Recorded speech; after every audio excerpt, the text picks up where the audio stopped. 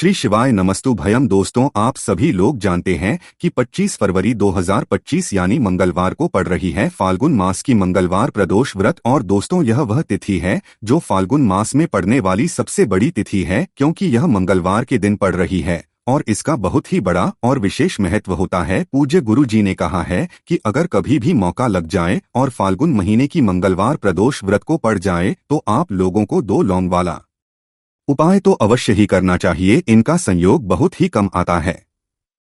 इसी के साथ में गुरु जी ने अपनी शिवपुराण कथा में बताया है कि इस दिन आपको 1-2 लौंग वाला उपाय तो आपको अवश्य ही करना चाहिए, क्योंकि ऐसा दिन पूरे साल में सिर्फ एक ही बार आता है। और दोस्तों, आप सभी लोग जानते हो कि मंगलवार प्रदोष व्रत का अगर सबसे बड़ा कोई उपाय है तो वह 2 लौंग वाला उपाय है। तो दोस्तों, मंगलवार प्रदोष व्रत के दिन आप लोगों को इस 2 लौंग वाला उपाय को जरूर करना है। बहुत सारे लोग, जिन लोगों ने इस उपाय को ना किया हो, मतलब पूरा साल निकल गया, उन्होंने किसी भी दिन इस 2 लौंग वाला उपाय को ना किया हो, पर दोस्तों आपके पास एक आखिरी मौका बचा हुआ है, जो कि 25 फरवरी मंगलवार प्रदोष व्रत के दिन है।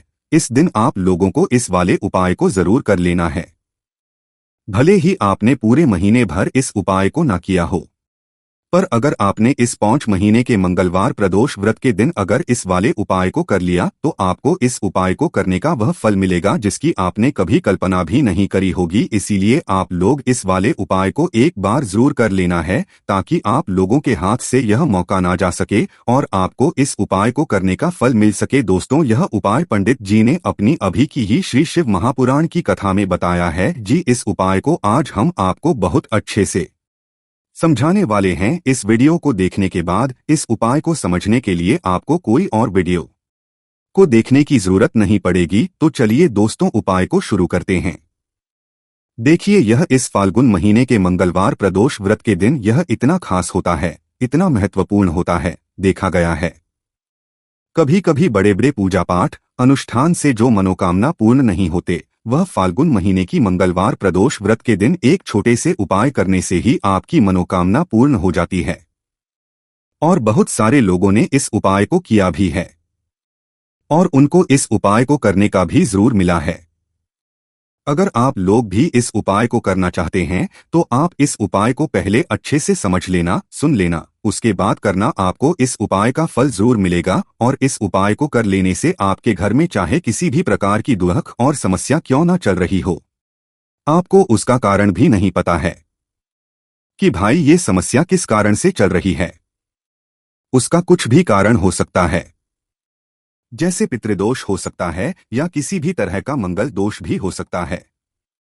इस दिन आप लोगों को यह वाला उपाय कर लेना है। यह एक ऐसा उपाय है जिस उपाय को अगर किसी विशेष दिन पर किया जाए तो भाई उस विशेष दिन का जो है वह तो हमें मिलता ही मिलता है, पर हमने उस दिन पर इस उपाय को किया है तो हमें उससे भी बड़ा फल मिलता है और फल बहुत जल्दी मिलता है, क्योंकि आप इस उपाय को बहुत ही बड़े और विशेष दिन पर कर रहे हो। तो चलिए अब उपाय के बारे में बात करते हैं, लेकिन उससे पहले आप लोगों को यह जानना आवश्यक है कि आखिर यह उपाय किस समय करना है, किसको करना है और कैसे करना है। तो चलिए हम आगे आपको वीडियो में एक एक करके बता देते हैं। लेकिन उससे पहले अगर आप लोग हमारे चैनल पर पहली बार आए हैं या फिर मेरी आवाज आज पहली बार सुन रहे हैं तो हमारे चैनल को सब्सक्राइब जरूर कर लेना और इस वीडियो को लाइक करके कमेंट बॉक्स में श्री शिवाय नमस्तु भयम ओम नमः शिवाय जरूर टाइप कर देना। तो दोस्तों, इस 2 लौंग वाला उपाय को हमें इस मंगलवार प्रदोष व्रत के कैसे करना है, किसको करना है, किस समय करना है और कहां पर करना है, ये सारे सवालों के जवाब आपको इस वीडियो में मिल जाएंगे। और जो ये वीडियो देखेगा भाई, उसको 2 लौंग वाला उपाय जरूर करना चाहिए, क्योंकि इस दिन 1 लौंग का भी बहुत ही बड़ा और विशेष महत्व होता है। और जब बात आ जाए 2 लौंग वाला उपाय की तो ये सोने पे सुहागा वाली बात हो जाती है और ये एक बहुत ही बड़ा उपाय हो जाता है इस मंगलवार प्रदोष व्रत का। तो अब दोस्तों, इस 2 लौंग वाला उपाय को आखिर करना किसको है, सबसे पहले हम लोग वह बात जान लेते हैं। तो देखो, घर की जो बड़ी माताएं बहनें होती हैं, उन माताओं बहनों में से कोई भी एक बड़ी माता बहन इस वाले उपाय को कर सकती है। और दोस्तों, अगर आप चाहें तो अपने घर में से सभी सदस्यों को भी इस उपाय को करवा सकते हैं। अगर किसी व्यक्ति की खुद की कोई मनोकामना है, खुद की कोई दुख और परेशानी है जो कि वह अपने लिए ही करना चाहता है, इस वाले उपाय तो वह खुद अपने लिए भी कर सकता है। बाकी अगर कोई घर में से ऐसा है जो कि अपने पूरे घर परिवार की सुख और शांति के लिए यह वाला उपाय करना चाहता है, तो भाई वह भी कर सकता है। उसमें भी कोई दिक्कत वाली बात नहीं है। कहने का मतलब यह है कि इस उपाय को हर एक सदस्य भी कर सकता है और पूरे घर परिवार के सदस्य के लिए घर की बड़ी माताओं बहनों में से कोई एक माता बहन भी कर सकती है। माताएं बहनें अगर घर में उपस्थित ना हो या वह यह वाला उपाय ना कर पा रही हो तो घर का कोई बड़ा सदस्य भी इस 2 लौंग वाला उपाय को कर सकता है। चाहे फिर वह पुरुष ही क्यों ना हो, उसमें कोई भी दिक्कत वाली बात नहीं है। उसके बाद में दोस्तों जो अगला प्रश्न निकल कर आता है वो यह आता है इस उपाय को लेकर कि आखिर इस उपाय को हमें किस समय करना है, सुबह के समय करना है कि शाम के समय करना है। तो देखो, इस वाले उपाय को आप लोग सुबह के समय भी कर सकते हो और शाम के समय प्रदोष काल में भी कर सकते हो। अब अगर आप पूछो कि सबसे उत्तम समय कौन सा रहेगा इस 2 लौंग वाला उपाय को करने का, तो हम आपसे बस यही कहेंगे कि इस उपाय को आप सुबह के समय करेंगे तो ज्यादा बेहतर होगा। बाकी अगर प्रदोष काल शाम के समय भी करेंगे तो भी अच्छा होगा, उसमें कोई भी दिक्कत वाली बात नहीं है। तो अब दोस्तों जो अगली सबसे बड़ी और महत्वपूर्ण बात आती है वह यह आती है कि सुबह अगर हम उपाय को करेंगे तो हमें कितने बजे से लेकर कितने बजे तक के बीच में करना और शाम के समय प्रदोष काल में करेंगे तो हमें कितने बजे से लेकर कितने बजे के बीच में करना है। तो देखो, सुबह जितनी जल्दी हो सके आप उपाय को करने की कोशिश करना। बाकी अगर किसी कारणवश लेट भी हो जाओ, थोड़ी देर भी हो जाए, तो 10 या 11 बजे तक भी आप उपाय कर लेना, पर 12 बजे से ज्यादा देरी ना हो। ठीक है, इस बात का ध्यान रखना।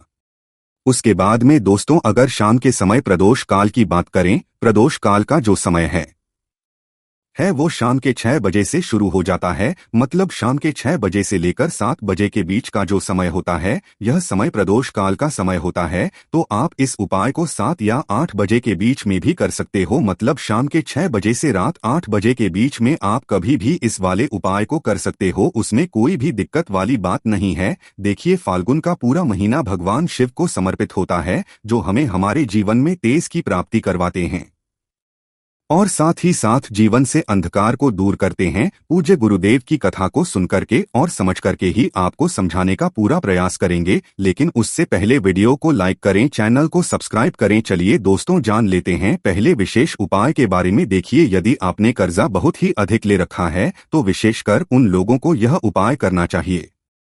देखिए, यदि आपके घर में बार बार ऐसी स्थिति बन जाती है कि आपको कर्ज लेना ही पड़ता है, ऐसी परिस्थिति बन जाती है कि ना चाहते हुए भी आपको कर्ज लेना ही पड़ता है, तो आपको यह उपाय करना चाहिए। देखिए, यह उपाय घर के भाई बहन या फिर पति पत्नी, घर का कोई भी एक सदस्य इस उपाय को कर सकता है। साथ ही साथ घर के बच्चे भी यह उपाय कर सकते हैं। बहुत ही प्यारा सा उपाय है। देखिए, इस उपाय को करने के लिए सबसे पहले तो आपको मात्र 2 लौंग लेनी है।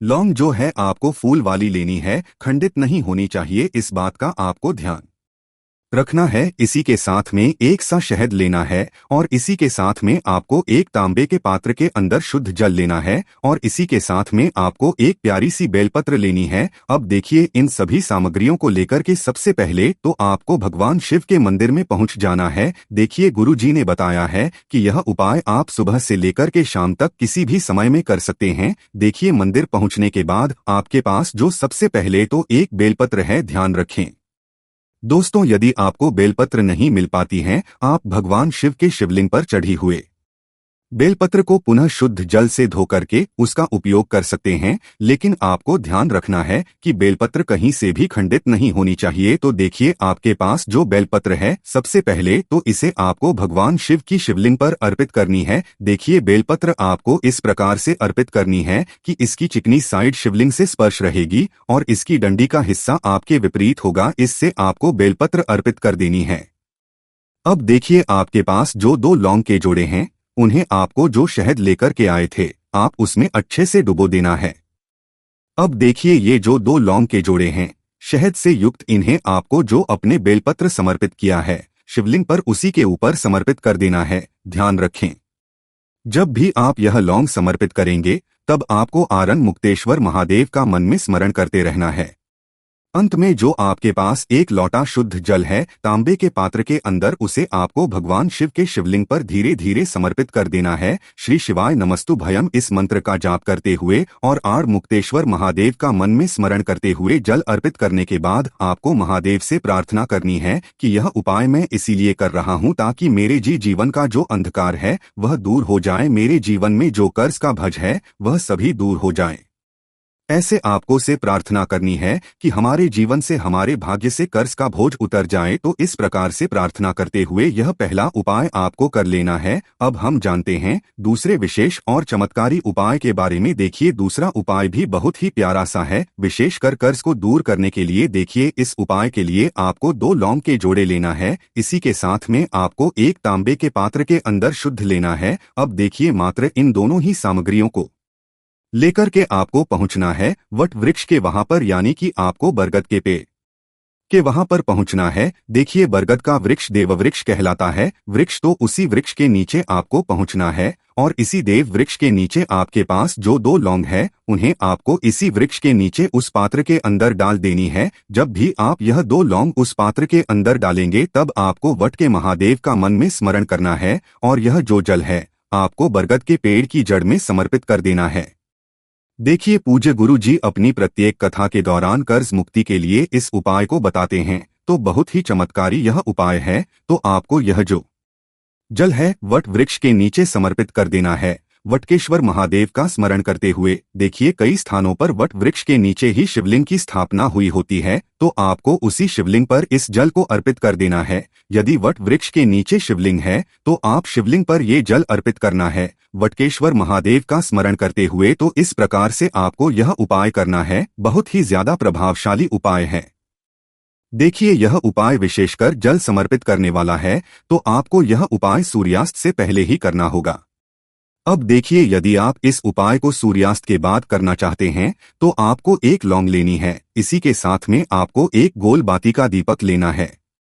अब इस गोल बाते के दीपक को आपको वटकेश्वर महादेव का स्मरण करते हुए वट वृक्ष के नीचे ही प्रज्वलित कर देना है और आपके पास जो एक लौंग है उसे आपको बरगद के पेड़ के वहां पर समर्पित कर देना है। जब भी आप यह लौंग समर्पित करेंगे तब आपने जो भी कर्ज ले रखा है उसका आपको मन में एक बार स्मरण कर लेना है। जिन भी व्यक्तियों से आपने कर्ज ले रखा है उनका आपको नाम लेना है और प्रार्थना करनी है कि इन व्यक्तियों का कर्ज मेरे से उतर जाए। ऐसी प्रार्थना करते हुए ये जो एक लौंग है इसे आपको बरगद के पेड़ की जड़ में समर्पित कर देना है। तो इस प्रकार से यह सुंदर सा उपाय आपको करना है। आपका जो कर्ज है वह उतरना प्रारंभ हो जाएगा। तो बहुत ही प्रभावशाली उपाय है, यह उपाय भी आपको करना चाहिए। अब हम जानते हैं अंतिम और तीसरे उपाय के बारे में। देखिए, इस उपाय के लिए आपको थोड़ा सा लाल चंदन लेना होगा। इसी के में आपको एक लौंग लेनी है और इसी के साथ में आपको एक तांबे के पात्र के अंदर शुद्ध जल लेना होगा। देखिए, यह उपाय भी विशेषकर मंगलवार के दिन ही किया जाता है। देखिए, सबसे पहले तो आपके पास जो लाल चंदन है, लाल चंदन का पाउडर है, उसे आपको उस पात्र के अंदर मिला देना है।